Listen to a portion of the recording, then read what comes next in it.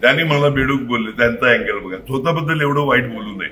मी मदत कोणाला करायची ते माझा याने ठरवतो. मी जी याला मदत केली त्याला कोणी सांगितलं तुम्हाला भाजपला? आणि माझ्या विरुद्ध एकच उमेदवार 287 जागेवर विरोधात 2014ला लढले, डिवोर्स घेतला, सगळे भांडण झाले, पण काही सही शिक्का नव्हता लावला. बहुजन विकास आघाडीच्या माध्यमातून लोकसभेसाठी राजेश पाटील यांना उमेदवारी देण्यात आलेली आहे. बहुजन विकास आघाडीकडून आपल्यासोबत बहुजन विकास आघाडीचे सर्व आमदार हितेंद्र ठाकूर आहेत.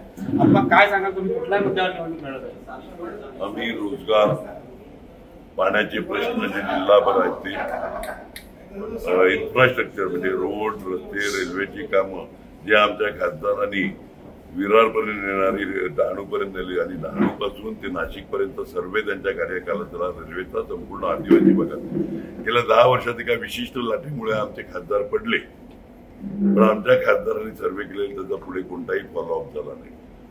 गॅस योजना, पाईप गॅस योजना आमच्या खासदारांनी बळीराम जाधवांनी आणली. तिचा आता पुढे वसईमध्ये, तुपाऱ्यामध्ये आणि पालघरमध्ये इम्प्लिमेंटेशन होते. घरोघर अख्ख्या जिल्ह्यात नळ पोचवण्याचं काम, पाईपद्वारा गॅस पोचवण्याचं काम आमच्या खासदारांनी जे आणलंय ते पूर्ण करणं. तोच गॅस भविष्यामध्ये इंडस्ट्री म्हणजे ऑइल म्हणजे पेट्रोल, डिझेल वगैरे जे वापरतात त्याच्याऐवजी गॅस बेस इंडस्ट्री कोणती आले तर ते चिपर इंधन म्हणून लोक जास्त इकडे येणं पसंत करतील.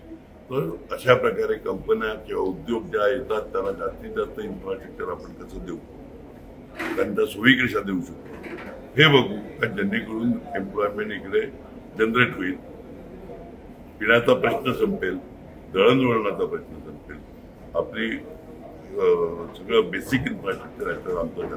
तुम्ही विकासाच्या मुद्द्यावर निवडणूक लढतात आणि या निवडणुकीदरम्यान आपलं दिवसभराचं काम जे आहे सत्ताधारी पक्षाकडून करण्यात येते का? सगळ्यात महत्वाचा मुद्दा भाजपकडून तुम्हाला अनेक आरोप प्रत्यारोप करतात, तुम्ही त्याला प्रत्युत्तर दिलं आहे, याबाबत काय सांगाल?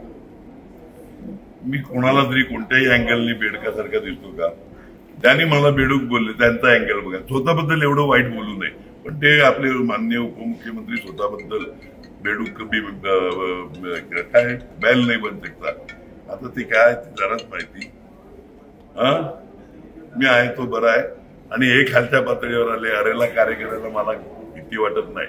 सगळे कॉन्ट्रॅक्टर, अंगणवाडी सेविका त्यांना दमदाटी, कॉन्ट्रॅक्टरकडून फंड कलेक्शन तुम्ही काम करा, नका करू, आम्हाला फंड द्या आणि आमच्या बरोबर. हे कसलं सरकार आणि कसलं काय? यांचं साप तंतनलाय, नाही तर शिवीगाळीवर अवतरले नसते. इकडे आणल्यात सगळं अख्खा अर्ध केंद्रीय मंत्रिमंडळ, बाहेरचे मुख्यमंत्री, महाराष्ट्राचे मुख्यमंत्री, स्वतः उपमुख्यमंत्री, पालकमंत्री, मग समाजाचे मंत्री, कोण गुजराती समाजाचा, कोण मारवाडी समाजाचा, कोण सगळे बिहार, राजस्थान आणि गुजरात मधले सगळे आमदार खासदार इकडे आणून उतरवणार. एवढी भीती आमची. बघू राज्यसभेत आणि विधान परिषदेमध्ये भाजपला आपण मदत केली, आपल्याकडे आपण अनेक वेळा मुद्दे घेतले, त्या संदर्भात मदत केली असताना तुम्ही तुमच्यावर अशा प्रकारचे आरोप करत काय सांगाल? मी मदत कोणाला करायची ते माझा याने ठरवतो. मी जी याला मदत केली त्याला कोणी सांगितलं तुम्हाला भाजपला? भाई जगताप उभे होते विधान परिषदेला, त्या काँग्रेसचे, त्यावेळेचे रामराजे निंबाळकर उभे होते, खडसे साहेब उभे होते. त्या तिघांना विचारा ते काय बोलतात, ते कोणाला मत दिले, मला कोणी सांगितलं? भाजप जो आहे प्रतिस्पर्धी आहे का? माझ्या दरवाजा आपल्यासोबत महाविकास आघाडी प्रतिस्पर्धी आहे की भाजप आहे? माझं पारंपरिक लढत भाजपची आणि शिवसेनेची असते. ते दोघं एकत्र असतात. 14 मध्ये दोघांचा डिवोर्स झाला. डिवोर्स 19ला नाही झाला, 14 मध्ये झाला. 2 वेगवेगळे लढले, पण माझ्यावर एवढं प्रेम का फक्त वसईच्या एका सीटवर दोन्ही एकत्र आले आणि माझ्या विरुद्ध एकच उमेदवार 287 जागेवर विरोधात 2014ला लढले, डिवोर्स घेतला, सगळे भांडण झाले, पण काही सही शिक्का नव्हता लावला. त्याच्यामुळे त्या फडणवीस साहेबांच्या मंत्रिमंडळामध्ये हे उद्धव साहेबांचे सगळे मंत्री घुसले, मांडीला मांडी लावून बसले. आता यांच्यावर प्रेम आलाय. मोदी साहेब पण बोलले मेरे छोटे भाई आहे, फडणवीस साहेब पण बोलले. ज्यावेळी शिंदे साहेब निघाले त्यावेळी उद्धव ठाकरेंनी आम्हाला फोन केलेला, आता आपण सरकार स्थापू, शिंदेना बाजूला ठेवू. आता 24ला 14ला एकत्र आले, 24ला हे काय करतील? ही लुटूपुटूची परत हनीमूनला जातील कुठेतरी. चांगलं वातावरण आहे, स्वित्झर्लंडला पाठवू आपण. शेवटचा प्रश्न आहे सगळ्यात महत्वाचा मुद्दा म्हणजे बहुजन विकास आघाडीला घाबरून म्हणाला तर या भागामध्ये अनेक मोठ्या नेत्यांचे दौरे त्यामध्ये अमित शहा असतील, सगळ्या मोठे नेते दौरे करतात. आपला नेमका बहुजन विकास आघाडीला धसका घेतलाय का? आणि सगळ्यात महत्वाचा मुद्दा म्हणजे जर समजा आपण त्यांच्यावर आरोप करतात ते आपल्याला आरोप करतात, अशा परिस्थितीमध्ये लोकसभा निवडणुकीनंतर ते आपल्याला निवडण्याचा प्रयत्न करतील, आपल्याला काय वाटतं? मी कुणावरही आरोप करत नाही. माझ्यावर केलेल्या आरोपाचं प्रत्युत्तर देतो. मी माझी भाषा सज्जनतेची ठेवलाय अजूनपर्यंत.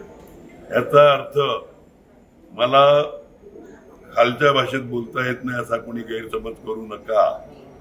मी त्या भाषेत पण बोलू शकतो. आणि धसका घेतल्याशिवाय का मुख्यमंत्री, युपीचे मुख्यमंत्री, आपले डेप्युटी सीएम अमित शहा साहेब, योगी साहेब, लोढा साहेब, विजय कुमार गावित, त्यांच्या कन्या, चव्हाण साहेब, आपले एकही काम करण्याची फुरसत नाही. पण माझ्या विरुद्ध गुजरात, राजस्थानचे आमदार, खासदार, मंत्री सगळ्यांचं स्वागत आहे.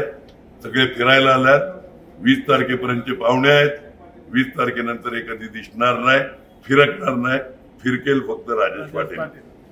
नक्कीच. आपण तुम्ही पालकमंत्र्यांमध्ये ज्या प्रकारे काल पत्रकार परिषदेमध्ये बोलले का त्यांनी करोडो रुपये जे आहेत ते ठेकेदारांना 100 करोड बोललाय मी, करोडो नाही बोलला. 100 करोड बोललाय. ठेकेदारांची मिटिंग कशाला? तुम्ही पत्रकार गेलेत ना तिकडे फन हॉटेलचा सगळं 15 दिवसाचा सीसीटीव्ही काढा. धन्यवाद. म्हणजे बहुजन विकास आघाडीचा जो उमेदवार आहे तो निश्चितपणे विजय होण्याची खात्री आहे. नाही तर एवढी तंतनली नसते ना, एवढे धावले नसते. नक्कीच. आपल्यासोबत बहुजन विकास आघाडीचे सर्वेसर्वा आमदार जितेंद्र ठाकूर आपल्यासोबत होते. त्यांनी अनेक विचार जे आहेत ते आपल्याला प्रतिक्रिया दिलेल्या. आपण बघायला गेलो तर जो आहे बहुजन विकास आघाडीचा उमेदवार जो आहे तो निश्चितपणे विजयी होईल आणि आपण कोणाच्या आरोप प्रत्यारोपाला घाबरत नसून त्याला आम्ही प्रत्युत्तर देऊ अशा प्रकारची जी प्रतिक्रिया आहे ती आमदार जितेंद्र ठाकूर यांनी दिलेली आहे. Yogesh Chandekar, Times Now Marathi, Palghar.